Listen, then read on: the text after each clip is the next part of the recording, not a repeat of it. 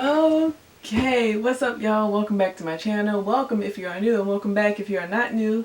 My name is Danisha and here I talk about all things Marvel. So without further ado, let's hop straight into the video. Okay, so the Falcon and the Winter Soldier has started and I have honestly been so blown away with how great and action-packed the show has been. I feel like the action in the show does not overshadow the main plot. With this show, we're able to really easily distinct, like, okay, this is the core of what the show is about, and it's about Captain America's legacy at the end of the day and how it's been affecting Sam Wilson moving forward now that everything is said and done with. The blip has happened, he has come back, it's 5 years later, he's been working with the Air Force, it's a lot going on.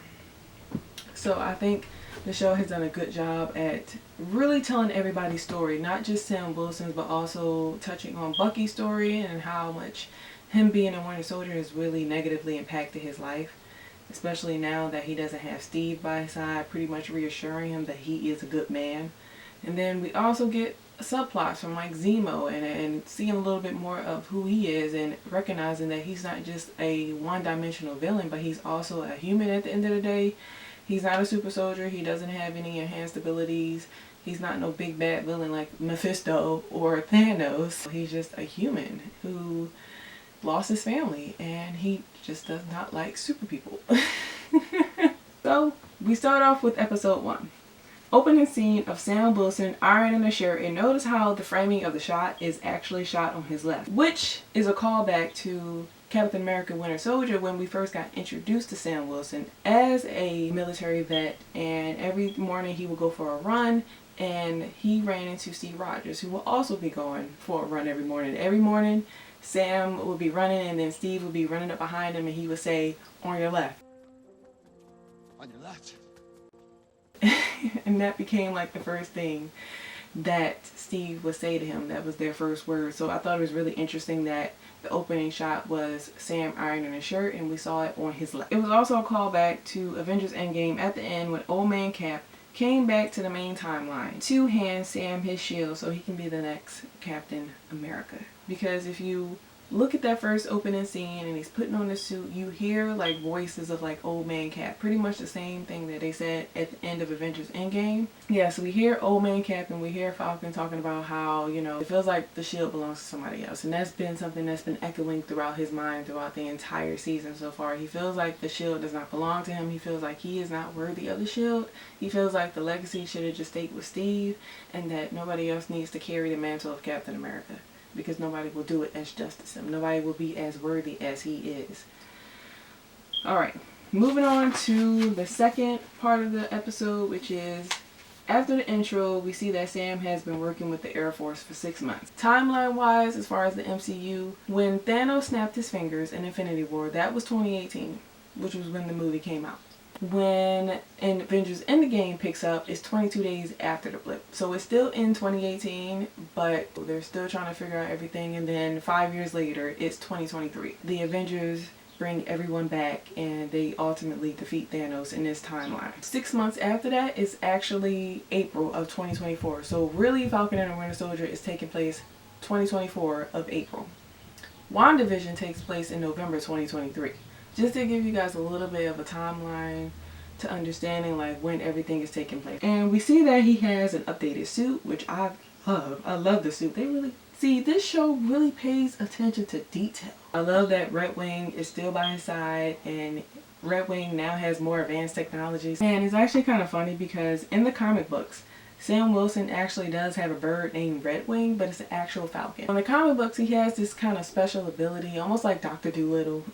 Eddie Murphy's Dr. Dolittle, where he's able to like think and understand animals, but I think in the comic books he's only able to understand his bird Red Wing. He's on a mission to save some soldier before they get to a Libya border. And then we also get introduced to Joaquin Torres, who seems to be another person in the military. But in the comic books, Joaquin Torres was an actual character. He was actually a character that was introduced in 2015 in Marvel Comics when Sam Wilson took on the mantle of Captain America, and Torres was actually the Falcon. This group called the Sons of the Serpent brought him to a scientist by the name of Carl Malus, and he did some experimenting on him. This scientist actually experimented on a lot of people who were trying to cross the Mexican border. Torres was not born in America, but he and his mother had came to America at a young age, and he wanted to help other people who were trying to cross the border. He believed water and food, and one day he was doing that, and that's when the group, the Sons of the Serpent, took him, and that's when Carl Miles started experimenting on him. And with all that experimentation, Torres was transformed into a hybrid of a Falcon and a human. There's been some people speculating that the show could be setting up for Joaquin to be the next Falcon, but I doubt that. I don't think they've set up his character enough in this season for him to be even a superhero. They just kind of treated him as a background character, so I doubt that he's going to be any significance as far as like what the MCU is going to look like moving forward. And we also get reintroduced to Batroc the Leaper. Now, if you guys remember from Captain America Winter Soldier, Batroc was actually one of the minor villains in the beginning of the movie that Captain America Steve Rogers was fighting. So I thought it was really cool that they brought him back, and he's also a notorious villain in the comic books. Very grounded. He's not like a big bad villain, but he's definitely like one of Captain America's villains in the comic books. Shortly after that, we get a close-up and a very jarring shot of Bucky, specifically his face, after having a nightmare / flashback to a mission he was on as the Winter Soldier. Even though he still was under Hydra's control at the time, he will always have those memories. Now we see that he's in therapy, and that's actually part of his pardon with the government. So he was pardoned for everything that he did because he did help bring back everybody during Endgame, so he was part of saving the world. So the government was like, okay, we're going to pardon everything you've done in the past as a Winter Soldier. So as part of your pardon, you have to go to therapy, and if you miss any of your therapies, you're going to get arrested, basically. Which we see happens in episode 2.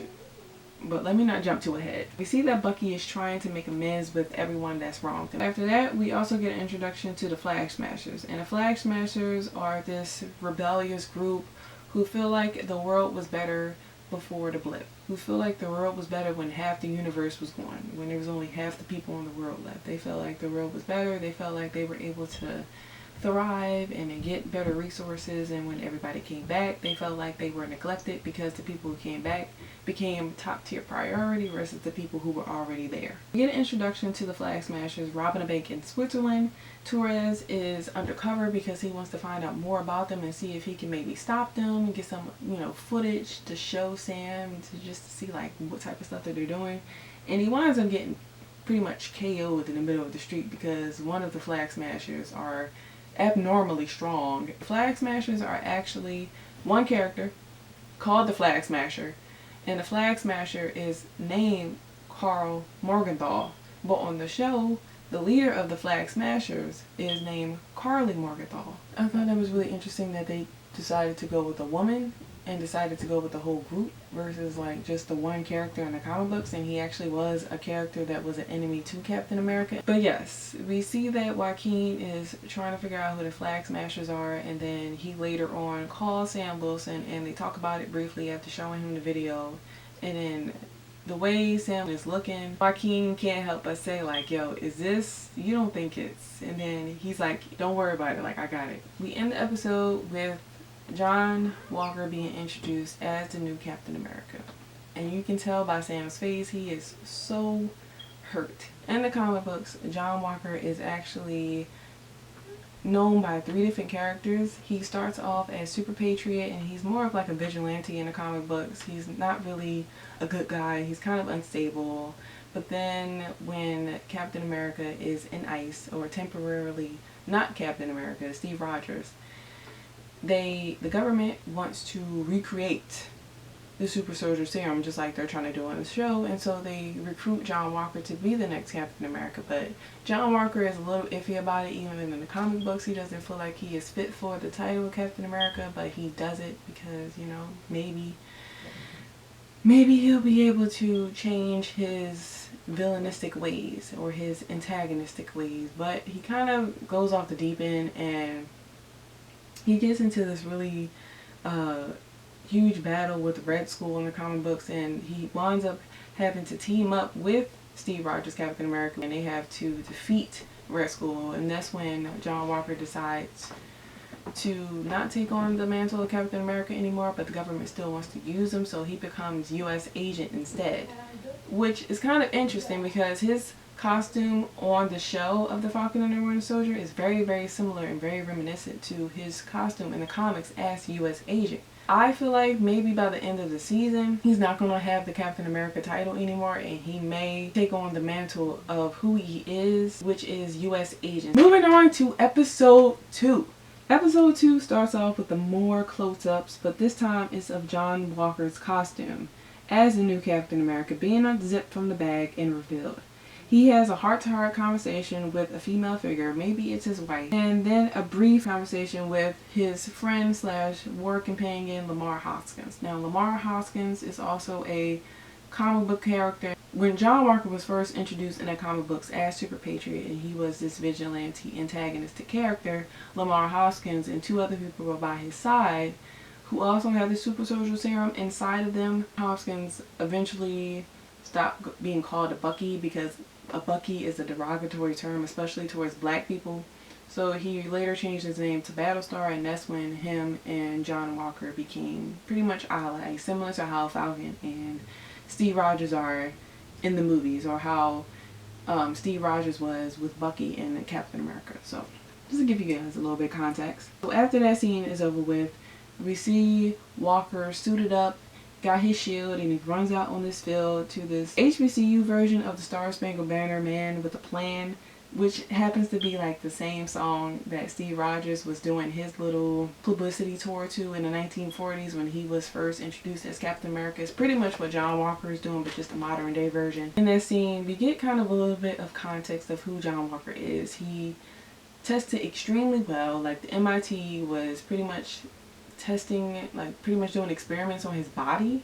As far as we know, we're not too heavily sure if he already has the super soldier serum or if he's just like really trained and he's just out here just being the best soldier that he can be, which can very much well be the case. You know, there's a lot of people in the MCU who don't have powers, who just kick ass really well, like Black Widow, like Hawkeye.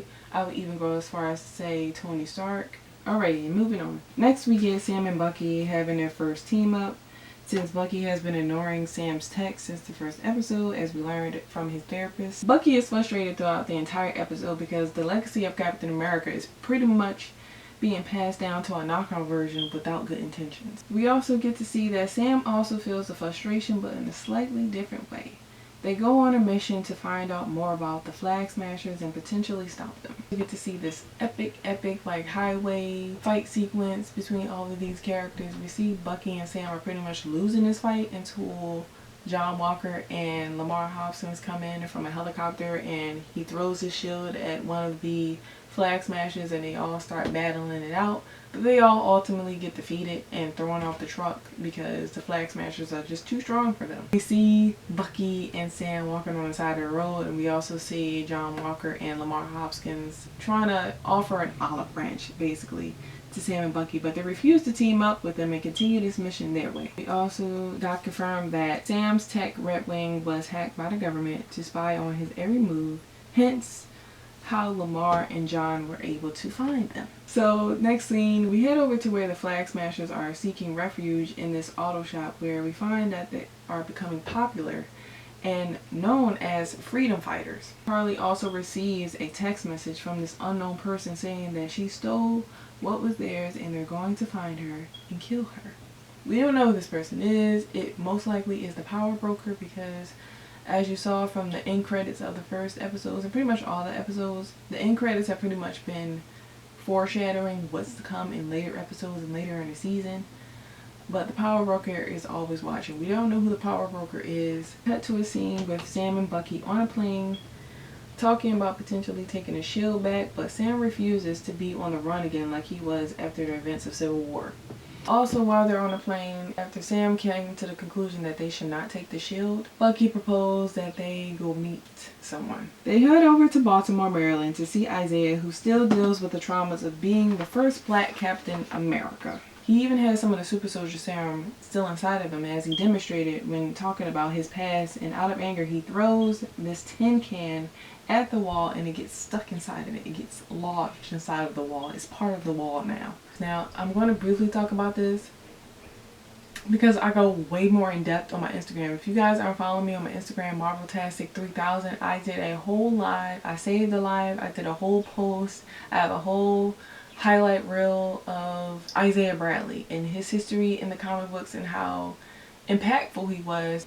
But man, it was crazy, like hearing his story and just hearing how relevant it is to the current times, that this show really addressed race, and I'm not going to say a completely innovative different way. I think it addressed it in a very different way, in a very different perspective, because we see these superhero movies and we see the highlights and we see just how great it is to be a superhero. We see them saving lives. We don't see their lives outside of saving the world. We don't see what they're doing on their day-to-day basis. We don't even know how much they get paid.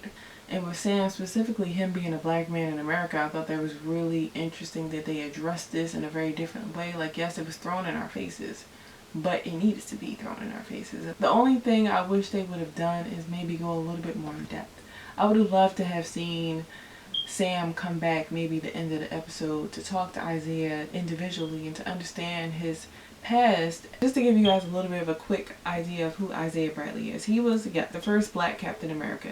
When Captain America was in ice in the comic books, they needed a new Captain America. They was trying so hard to recreate the super soldier serum, and so the US government started recruiting different scientists and they started experimenting on over 300 black men in the war at the time. One of those people being Isaiah Bradley, and he was one of the few people to survive all the experimentations, and he wound up becoming a super soldier himself. As a result of him stopping a Nazi scientist, I believe, from giving other Nazis the super soldier serum, he had to kill him, and he also had to kill other Nazis, but that was described as a suicidal mission. That was described as his last mission.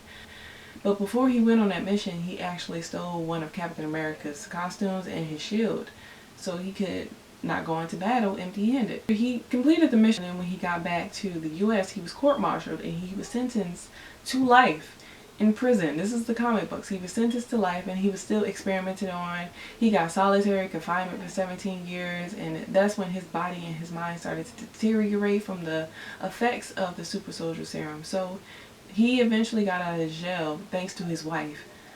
But, you know, he just was wrongly done in the comic books, and he was thrown in jail only because he stole the Captain America costume and shield. And then after that, after Isaiah kicks him out of their house, Sam and Bucky get into a heated discussion in the street because Sam is infuriated that Isaiah's history was erased and Bucky didn't say anything. The police pull up to both of them and they start harassing Sam specifically. Bucky is just like, yo, do you know who this is? And that's when one of the police officers whispered to the other officer's ear like, yo, he's one of the Avengers. And then the other officer, they completely changed their tune.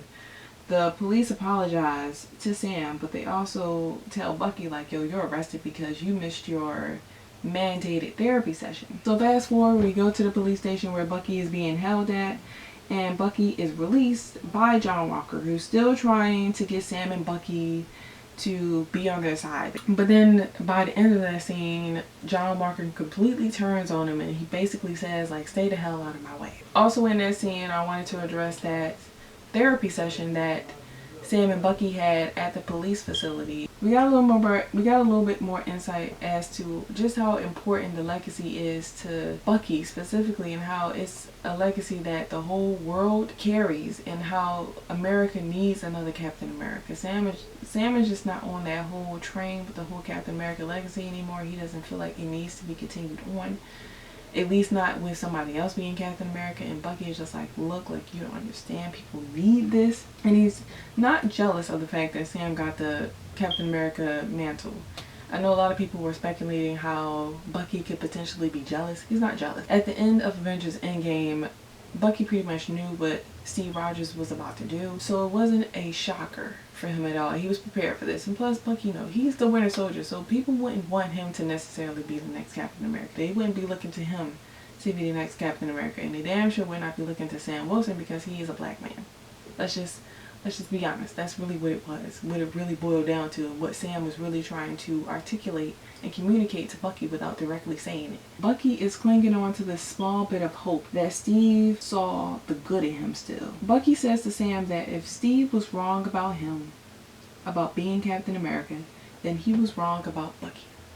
And Bucky was basically saying how if Steve was wrong about you being Captain America, then that means that Steve was wrong about me being a good person, me being a good man. But yes, that is it for episode 2. Moving on to episode 3. This video is going to be so long. Moving on to episode 3. Episode 3 opens with a promo video from the Global Repatriation Council, or the GRC. Pretty much what the GRC is they are a council that helps the people who have been blipped back, who want to get back on their feet, who may not have their homes anymore, who may have lost their family. This is what the Global Repatriation Service is for. They're there to help the people who came back from the blip to make sure that they are okay and make sure they are able to get back on their feet and get into the real world. Pretty much what we're going through right now with the pandemic, helping people get back on their feet. Then it is quickly cut to a shot of the police van with John Walker and Lamar Hoskins interrogating the man who sheltered the Flag Smashers in the previous episode. We're looking for Carly Morgenthau and her connections with the super soldier serum, because we know in the previous episode she had stole 20 vials of the super soldier serum. Then Bucky proposes a plan to break out Zemo, and as it's kind of funny how this scene is set up, as Bucky is explaining it to Sam what he's going to do hypothetically to break out Zemo, Zemo is realistically breaking out of prison right now. We also found out that Zemo is rich and that he is borderline royalty until the Avengers blew up his country. And we also found out that he may or may not have another agenda up his sleeve, because in the garage where all of those classic cars are parked, he pauses on the purple mask that he has. We don't really know his history with that purple mask. Of course, in the comic books, that is the mask that he wears. That is part of his costume. But we don't know the context of it in this show or in the MCU. And then we skip to a scene with Carly and another Flag Smasher in this courtyard with children. The setup of the scene, now I will say the setup of the scene was a little bit confusing because it seemed like it didn't fit or make sense. Carly goes to see a woman named Donya who is lying in her deathbed. It seems like she already died already. So when the people were creating the show and they were filming the show back in 2019, there was a subplot that was supposed to happen within the show that had to deal with a disease and it turning into a pandemic and them having to they had to go back and refilm some of these scenes to make it kind of fit with what was going on, to make it fit with the main plot, or to try and create a different subplot so it didn't seem so it didn't correlate too much of what was going on with the pandemic, because they didn't know. They filmed this before the pandemic, so they had to go back and refilm some of those shots so that way it wouldn't create controversy. But I feel like they should have just kept it as is. So after that, we jump straight to Madripoor, where Sam, Bucky, and Zemo are undercover to see what's up with the power broker. Sam is dressed as Comrade Mac, aka the Smiling Tiger, who's actually a villain in the comic books. He's not a major villain. He's not anything that's directly tied to Captain America. He's just, it was a little comic book reference, which I thought was kind of funny. Bucky has to take on the role of the Winter Soldier again, and Zemo is pretending to have that control over him again. While they're in this bar type of place, Bucky decides to kick some butt, disrespectfully, might I add. While Sam and Zemo watch, trying to stay in character as much as possible. Then they go see Zelby, who is some type of infamous figure in Madripoor. She's then killed after Sam blows all of the covers. We find out that Sharon Carter herself is the one that killed her. We get reintroduced to Sharon Carter. Sharon Carter was first introduced in Captain America Winter Soldier, I believe, and we've seen her again in Captain America Civil War when she was helping Steve as well as Sam. She doesn't really make it clear as to whether or not she was blipped or whether or not she'd been there the whole 5 years. I think she'd been in Madripoor the whole 5 years, and she's just been slowly building her reputation around there. And she seems to be doing very well off. They all head over to a Madripoor shipyard to find Dr. Nagel. He admits that he created not only 20 vials of the super soldier serum, but he also used the blood of a semi-stable soldier who most likely was Isaiah Bradley. He said he perfected it.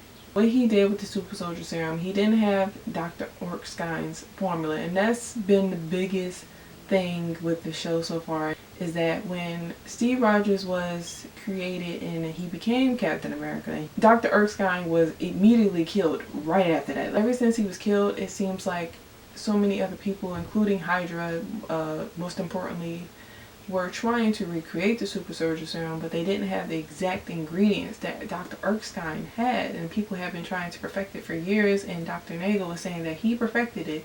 He optimized it so that way you wouldn't get all clunky and bulky. While all of this is happening, Sharon Carter just goes completely Kill Bill on some bounty hunters in the shipyard. It was a very violent episode, and it was interesting to see like this type of fighting. It was very John Wick-esque because the person who directed this episode was actually the same person who created like all 3 John Wicks. Zemo shoots and kills Dr. Nagel, then the lab explodes along with all the other vials and the vaccines that was being created. Get to see Baron Zemo put on his mask, that infamous scene that we were seeing in the trailers where he's on top of one of the shipping containers, and then he jumps off and he's like shooting people with the mask on. Bucky, Sam, and Zemo had their separate ways, and they head over to maybe somewhere in Sokovia, not too far from where the memorial is, where the battle happened in Age of Ultron. They head over to Sokovia to figure out the next step in stopping these flag smashers, and then Bucky tells Sam and Zemo he wants to go for a walk. Then he follows a trail of Kamoyo beads, which is soon to be revealed as the Wakandan spy tech, and the woman behind this is Ayo from Black Panther.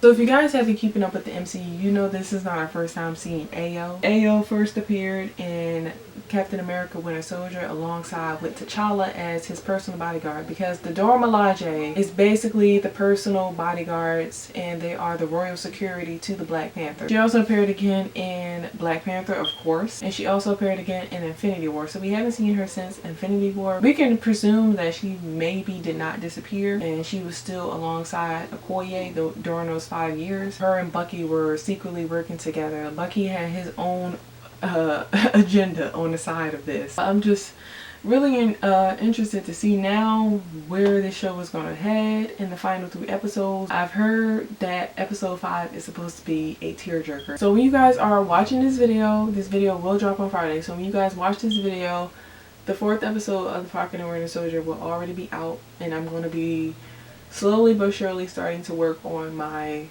breakdown video for episodes 4, 5, and 6. And if you enjoyed this video, make sure you give it a like and you subscribe to the channel for more content. Like, I really love to talk to you guys in the comment section about what you think about the show so far. What are your predictions for the next 3 episodes? What are you most excited for the MCU going forward? Like, just leave all your thoughts and your comments in the comment section below. I would love to hear them. And also make sure you are following me on Instagram at Marveltastic, where I talk even more about everything that's going on with the show. And you can also get a little bit more behind the scenes tease of when I'm filming and what I'm going to be talking about. And you can connect with me a little bit more directly. So make sure you follow me on Instagram, and make sure you also follow me on Twitter at Donisha Murray, where I also talk about Marvel stuff. And we can just all nerd out together. But without further ado, I will see you guys in the next video.